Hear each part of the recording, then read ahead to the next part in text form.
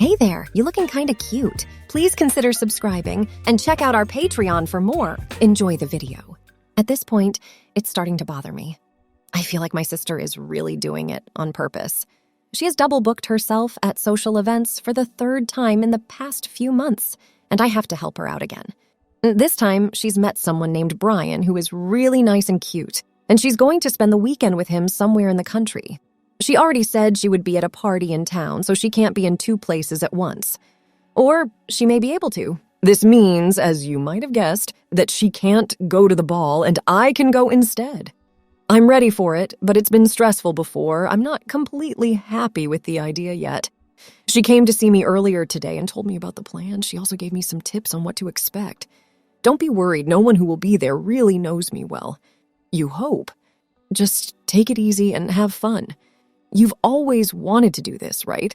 Yeah, but I always thought I would do it in my own way. Don't worry, you're going to have a great time. At 8, Tom will pick you up. He's a nice guy, but he keeps to himself a lot. He is a great tour guide. You will be kind to him, right? I saw the small frown there. I've got a better idea. Why don't you go to the party, and I'll go out with your boyfriend? Don't touch him. He's mine. She smiled. We talked a little bit, but I could tell there was only one way out. I gave her my phone, took hers and the spare key to the apartment in exchange. I just prayed that it would go as well as it had in the past. The first time was very scary because I didn't know if I would get away with it or not. I was so scared that the fact that no one knew her didn't really help. They must have thought I was weird or that I had made a promise to keep quiet. I was a little more sure of myself the second time, but I was still pretty nervous. I might even be able to enjoy it by the third time. In the middle of the afternoon, I let myself into her apartment. I thought I would need a lot of time to get ready, and I also wanted to be able to take it easy and enjoy it. I think I wore her clothes almost as much as my own when I was growing up. I thought I was really smart and that no one would ever find out. It turned out that she knew all along. So all the work I did to make sure everything went back where it should have been was for nothing. When I found out she knew, I felt pretty stupid. I'd spent a long time trying to cover my tracks. I had even made lists of where everything in her room had been and then hurriedly checked them all when I was done. It was all for nothing because one girl doesn't go through that many clothes. I was glad to find out that she wasn't too upset about it as long as I was careful with her things. She also helped me with my style. And when she moved into a new apartment, she gave me some of her old stuff. This added to the sad pile of discarded clothes that I had put together over the years and called my wardrobe. She hadn't told anyone about it either, even when we fought, which is a normal part of growing up. I knew that despite all the jokes, we really did trust each other a lot. As I grew up, she was my link to a world that was fun and interesting. I was able to talk about some small parts of my life as a girl growing up. It gave me the chance to learn and experience things that many men never get to, and I was glad for that. I felt at peace with myself when I could sneak away from everyday life. The rest of the time, things were not easy, and they never were. I am still trying to figure out who I am, and I hope to start going out more soon. She had hung up a short black dress near the door to let me know what kind of outfit I should wear. It was fine, but I still chose some other things. I knew she wouldn't mind, and I wasn't in the mood to wear black today. After some thought, I chose a blue dress with one shoulder that was somewhere between electric blue and midnight blue. I chose some classy and understated jewelry and some of her best tights to go with it. I chose some nice black evening shoes with heels that were not too high. I knew I could deal with them easily. Knowing I'd made the right decisions, I put everything on the bed and took a long bath to get myself in the right frame of mind. After a long, relaxing soak, I got ready for the day. Using the photo on the dresser as a guide, I was able to use the family resemblance to my advantage and enhance it with the right makeup. I was a pretty good match by the time I was done. It wasn't quite the look my girl self goes for when she has a free hand, but I thought we could both live with it. I carefully styled the wig, and soon I was happy with how it looked as a whole. I thought to myself that they would have to know her pretty well to have any idea. This should work out fine. Everything will be fine. I told my silly little voice inside my head to calm down and finish my accessories. Some perfume finished it off. It was quite strong, and the way it smelled helped me calm down. I looked in the back of the closet for a small black evening bag and made sure it had a good mix of girly things. I put it where I could get to it quickly and then sat down with one of her magazines to relax for a while. Even though it didn't seem like it, it took me a long time to get ready. I, too, had enjoyed every second of the process. Tom was pretty on time, and when I opened the door, I could tell he liked what he saw. Hi. Oh, you look great. He was wearing a dark evening suit, and he did look rather good in it. I let him in, and we had a quick drink and chatted about nothing in particular. I was able to steer the conversation away from anything that could be a problem and also keep the makeup from getting on the glasses. As we walked to the car, I gave him a big smile. I sat back down in the seat. His car was pretty nice. I fussed and worried a little about the seatbelt leaving marks on my dress, so I pulled on it until it was on my bare shoulder and barely touching the dress anywhere else. I was sure that she would charge me later for cleaning it. You're a little quiet tonight. Sorry, I guess I'm just tired. I didn't expect you to call. I haven't seen you for a very long time. I figured it was about time I let you take me out again. The party should be fun. We got there at about the right time, when there were already quite a few people there. For the first time ever, I got to make a bit of an entrance. We were a good-looking couple, and I could see people looking at us as we walked in. I couldn't help but compare myself to the other women there. Okay, I wasn't the best dressed or most beautiful person there, but I didn't do too badly overall. I drank, talked, and went from place to place. I sometimes saw myself in a mirror, and when I smiled back at myself, it made me feel good. At one point, I went outside to get some air and stood there to look at the stars. It was a nice summer evening, and for a few seconds, everything seemed to be going well. I gave Tom a hug and leaned in to whisper to him, "Should we go back inside and join in? Just a few more minutes, please. I also like to look at the stars. I need another drink, so let's go when you are done." I put my hand on his and let him lead me back into the party. "Do you feel like dancing?" I had to give an explanation here. I never learned all the steps, even though they were pretty easy to figure out. Lucky for us, it didn't seem like a big deal. Around 2 a.m., we left the party. I felt really happy and at ease. I hadn't spent many nights like this before. In fact, this one was the first. Compared to this, my last 2 trips were just practice. I'd done pretty well, and soon I'd be able to take it easy. Well, something had to go wrong. Always. Something does. On the way home, my phone started to ring in my bag. I looked through all the stuff to find it. "Hi, hello. How was your night out?" Yes, the party was a lot of fun. "I've got a little problem. This is not going to be good for you."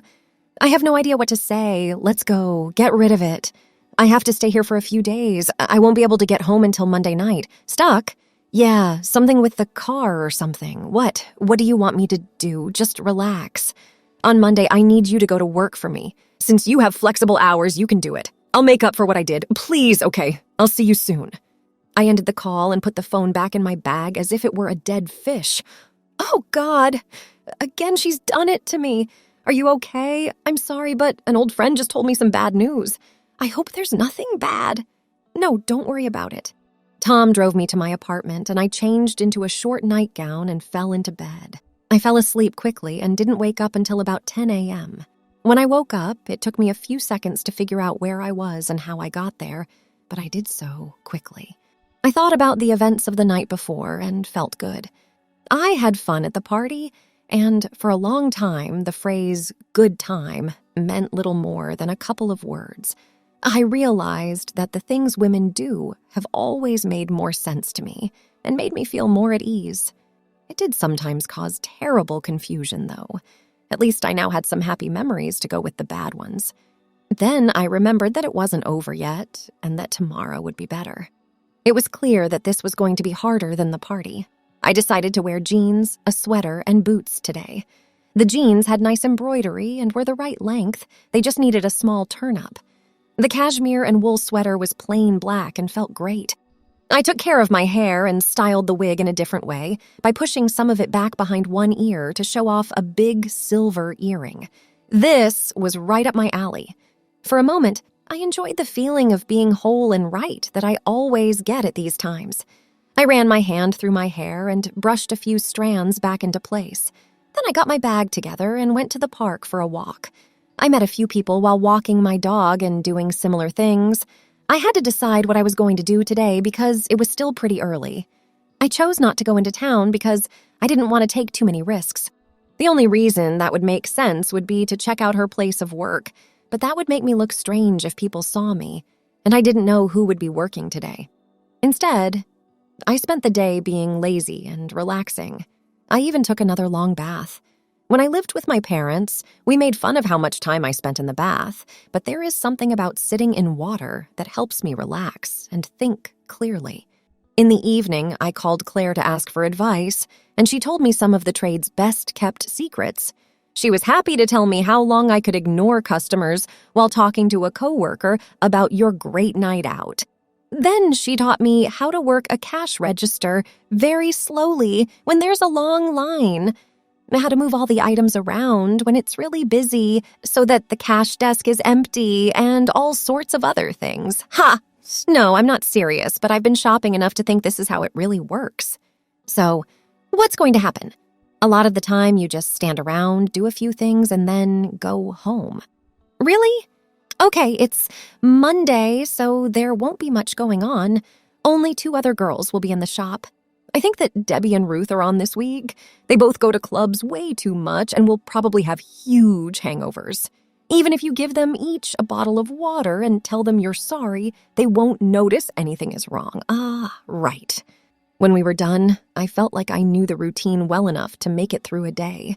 I kept telling myself that everything would be fine, but a small voice kept popping up and laughing at me. It was pretty late when I finally set the alarm clock and went to bed. Tomorrow would be harder than the party, but it could be interesting. I got up, took a shower, and put on her standard work clothes, which were a black sweater and black pants. They looked very nice on me. I chose heels that were about knee-high, so I wouldn't have to sit down much during the day. Then I put on my work makeup, which wasn't too much, but I had to keep up with the glamour girls I'd be working with, and I knew what was expected. I knew she usually pulled her hair back for work, but if I did that with the wig, it wouldn't look right. I tried out a few of the hair accessories in one of the little boxes on the dresser until I found a cute one that kept my hair out of my eyes well. I carefully pinned a small black name tag that said Claire to my left chest without hurting it. And I made sure the door security pass card was in the small black leather bag I wore under my arm. I tried out the bag a little bit. It wasn't hard to get in. A big security guy gave a quick look before leaving. The person who checked my pass looked like he could bend those bars with his teeth. I gave him a smile, but he didn't say much back. I guess I'm just not his kind of girl. I had to look around for a few minutes to figure out where I should be because I work in a department store concession. As I did this, I tried to remember how the place was set up so I could compare it to the floor plan I'd found on the web the night before. As I waited for the place to open, I felt a little strange, but strangely right and sure as I stood behind the desk. I thought about what had been said to me and tried to figure out the best way to act. Claire had said that my coworkers would be a little late and have hangovers. She was right, and they didn't seem to know what was going on either. It was pretty easy for me to get along with them. I was able to get out of this line of questioning by asking them about their weekend. They seemed to have had a good time. After that, things were pretty quiet. I guess that sometimes this kind of job could be very boring. I couldn't help but smile because it reminded me of how, when I was a kid, I used to imagine being locked in a clothes store overnight with all the cool stuff to play with. I was working in one now, a guy who came in looking for something for his girlfriend, and I had a good time. I said something stupid like, "I guess she's about the same size as you." At one point, he did look like he was about to ask me out. That would have been funny. The day went by pretty quickly, but before I went home, I used my staff discount to buy a couple of good things from other parts of the store. I didn't see why I couldn't get something out of this, and my closet is never full enough. My motto is that you can never have too many nice clothes, so when I had the chance to get a skirt and some great shoes quickly, I couldn't say no. I also took a side trip to a makeup counter. I recently saw ads for some eye makeup that looked really good, so I decided to buy it. I went back to her apartment and put on my old boring clothes. At around 8 o'clock, I heard a key rattle in the door, and my sister burst in looking very happy. "Hello, I'm back. So, did you run into any problems? Well, I put a date with Tom in your calendar for next Saturday. Other than that, everything went as well as could be expected given the unusual circumstances. This past weekend was amazing. I have a question for you. Don't get mad, will you? Tell me already. What do you have planned for next Saturday?" She was joking, but she did say that there might be other times when she would appreciate a stand-in. Can I use the black short dress and some things to go with it? She went and got it for me and then hugged me. Thank you, my wonderful sister. Thanks for watching. Be sure to check out Patreon for a lot more content and early access to YouTube videos.